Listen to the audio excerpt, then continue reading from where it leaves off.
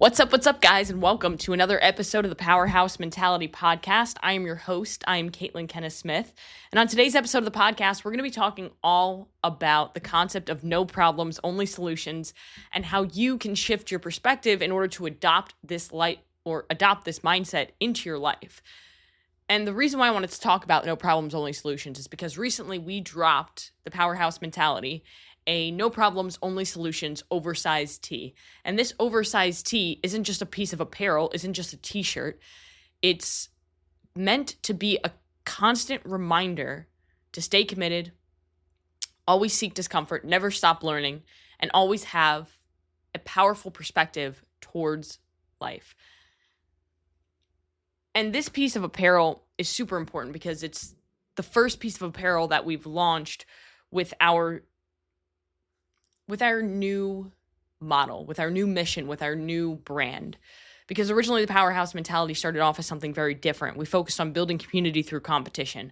And over the last couple months, we've made a shift towards fuel and gear for the mentally tough, because our mission is to help you stop tolerating your own bullshit to finally win in life. And we realize that we can't do that unless we stay focused on the basics of what we're doing.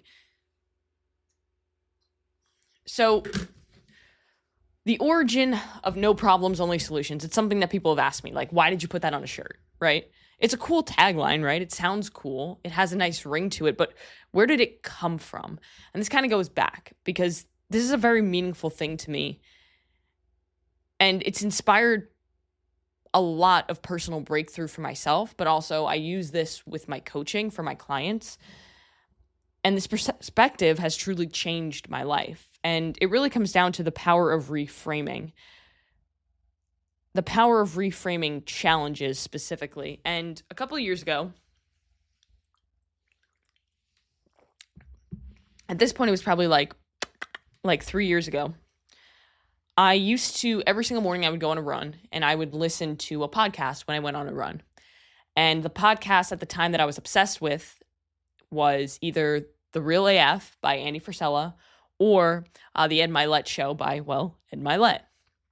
And I remember I listened to an episode, and I believe the episode was called Perspective Drives Performance with Inky Johnson.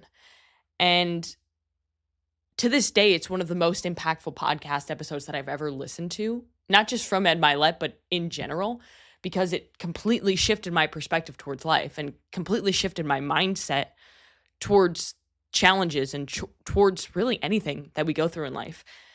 And just to summarize it, Inky Johnson was a University of Tennessee football player who was projected to be a top NFL draft pick. But in 2006, he had a career-ending injury that left his right arm and hand paralyzed when he had just a standard tackle knock him out the wrong way during a game. And with this one tackle, his entire life changed. His whole future changed, right? Because he had worked his ass off to get into the position that he was in, to be able to be a top pick in the NFL draft, think about, financial stability for his family. And now he was sitting in a hospital bed fighting for his life. He inevitably woke up from this surgery that he had, paralyzed, and it ended up being that his hand and arm were all that was left paralyzed, which was a blessing, because he didn't even know if he would be able to survive or walk away from that.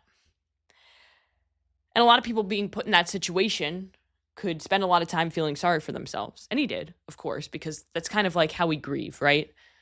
But if you look him up now, he has an incredibly successful career as a motivational speaker, because he turned this experience that he had into a motivational speaking career to use his story to inspire other people to make the most of life and overcome challenges. And he said specifically in this episode, perspective is powerful and perspective drives performance.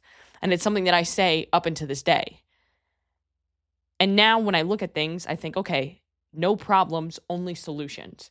Because that's the perspective that we need to have towards life if we want to be able to turn challenges or experiences into ways to inspire others, but also inspire yourself to continue moving forward and not quit. Because life is going to come with challenges no matter what you do. You cannot escape that fact.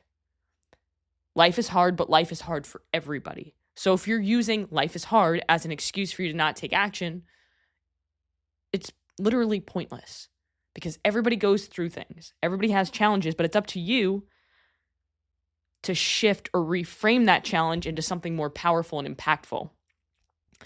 Because somebody could see a problem or a roadblock, but another person could see a stepping stone. And I have people ask me all the time, like, if you could go back in time and change the fact that you had an eating disorder, would you? And honestly, some days I have the moments where I'm like, maybe. But ultimately, no, I wouldn't. And the reason for that is because I went through that experience and it taught me so much more about how I can help other people. But it also made me the person that I am today. I wouldn't be as strong and resilient as I am mentally and physically if I didn't go through that. Because that challenge showed me how strong I can be. And it comes down to what I say all of the time on this podcast is the more adversity that I face in the gym or through training, the more adversity that I'm able to overcome and face in life. And you can reverse that role as well. The more adversity that you face in life, the more adversity you can overcome in the gym or in your career or with your family. When you face adversity, it doesn't just bring you down unless you allow it to. Adversity is our greatest teacher, but it's up to you to learn from those experiences. Now, when I see a challenge or when I see a problem or a roadblock, I don't like to think of it as a problem, right? I think of it as, this sucks or this is really hard, but wow, I'm going to be able to become so much stronger from this because of what I'm going through. Or what can I learn from this experience? Because no matter how bad things get or how bad things seem, one thing I've learned in my life, and I'm only 29, I'm almost 30, but I've been through a lot more than probably a lot of 29-year-olds. No matter how bad things get or seem, it will always be okay. It will. Like, it literally will be okay. And quitting isn't going to help. It's not. No matter how hard things are, you just have to tell yourself, I refuse to quit. You can pivot, you can adapt, but quitting is only going to hurt you. Now, when it comes to reframing these challenges, I know that it's easier said than done, right? It's like, okay, that sounds like a good idea, but how do I actually apply this to my life? Well, guys, in typical Powerhouse Mentality fashion, I'm not just going to talk to you about what we're talking about here. I'm going to also break down some steps, some action steps that you can use so you can actually apply it to your life, because knowledge is not power. Applied knowledge is power, because knowledge only has potential power, and most people never actually use that power because they never apply it.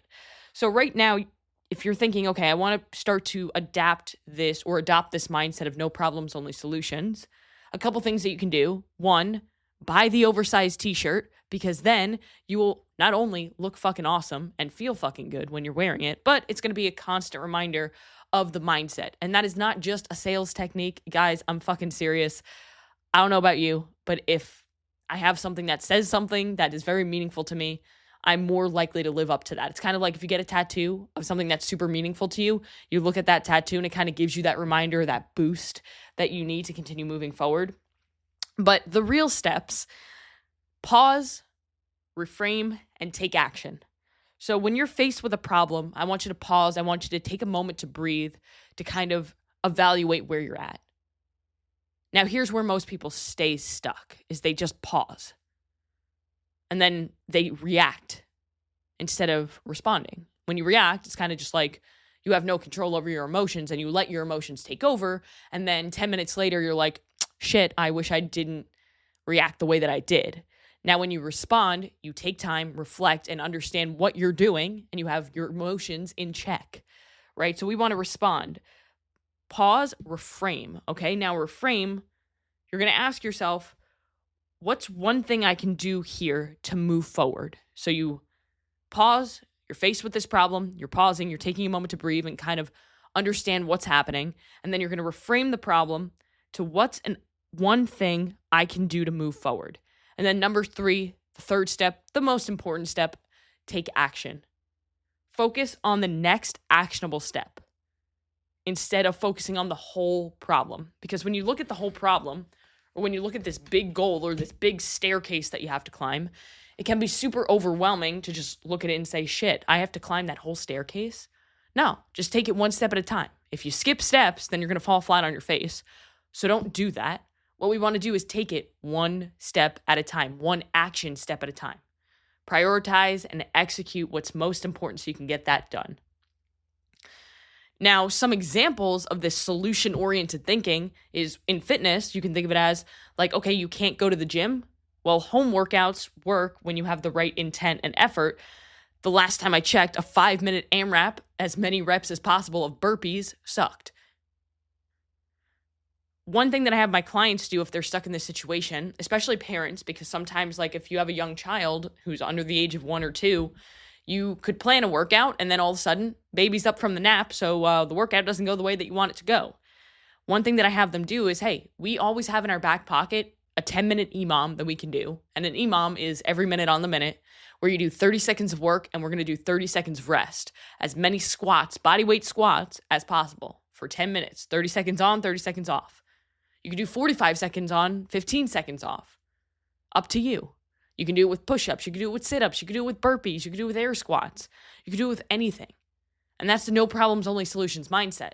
Because most people think, oh, well, I can't go to the gym, sucks. Instead, you can say, okay, well, what can I do? Not what can't I do? When somebody's injured, same thing. When somebody's injured, they focus so heavily on what they can't do. Instead, why don't we focus on what we can do in this situation? In business, if you're struggling to make sales, instead of saying, well, shit, this sucks, why don't you double down on connecting with your audience? Because at the end of the day, sales are made with emotions, right? You think of like, okay, I'm a fitness and nutrition and mindset coach. There are so many fucking fitness and nutrition coaches on the internet. I'm not the best fitness and nutrition coach on the internet. I've been doing it for 12 years. That doesn't make me the best. But if I connect with somebody and they connect with me and we kind of vibe and they're emotionally attached to me or my philosophy of coaching, they're going to invest in me, not the other person. Same thing goes with any sort of a business. First Form is a really good example of this. So First Form supplements, I fucking love their supplements. I've been using that company for over 5 years religiously, and it's one that I recommend to my clients all the time. But at the end of the day, they're a supplement company. And nowadays, there are a lot of amazing supplement companies out there. However, I keep coming back to First Form because I'm emotionally attached to the core values, to the mission, to the people. And the core values in the community and the people are one of the biggest reasons why people come back to First Form. Also, customer service is unbelievable. Also, their flavors, their ingredients, they do it right. In life, right? If you're overwhelmed by a packed schedule, instead of just being overwhelmed and letting that tear you down, why don't you prioritize and execute what needs to get done, what's most important? And then you can learn from this experience and start to set boundaries and learn that the word no is a complete sentence. Does this serve me? No? Cool. Maybe it doesn't deserve a spot on your calendar. Do I have to do this to get to my goals? No? Well, maybe it doesn't deserve a spot on your calendar. If it's a responsibility that you need to do, okay, then you need to prioritize and execute it. Get it done one thing at a time. No problems, only solutions. So you have to make this your default mindset because it's going to be really hard. Because as humans, our default mindset is problem, problem, problem. Let's focus on the problem and let's overemphasize the problem. When we need to shift it to default mindset is no problems, only solutions. And we can do this in a couple different ways. All right, affirmations backed up with action, because affirmations are fucking worthless unless you put action to prove them correct. So if you just scream at yourself in the mirror, I'm a problem solver, that helps, right? I'm a problem solver. Every single morning, I'm a problem solver. But then you also have to back that up with action. You can't be a problem solver and then cripple at every single problem that comes up. You have to find solutions. So every single morning, look at yourself in the mirror. Look deep into your soul and say, I'm a problem solver. No problems, only solutions in everything that I do today. And then when anything comes up that's a problem, that's an issue, that's a hurdle, that's an obstacle, instead of focusing on the problem, you pause, reframe, take action. Journaling and reflecting can really help with this as well. So every night at the end of your day, you can either journal or you could just reflect in your own mind, whatever works better for you. Some people like to write it out. Some people like to just silently think with their thoughts. Remind yourself of problems that you were able to overcome today. Remind yourself of things that you were able to find solutions to today, because then you're also doubling it up with backing up those affirmations with action, and you're reminding yourself and reflecting on what you've been able to do, because then you are a problem solver. Finally, accountability is a big thing here.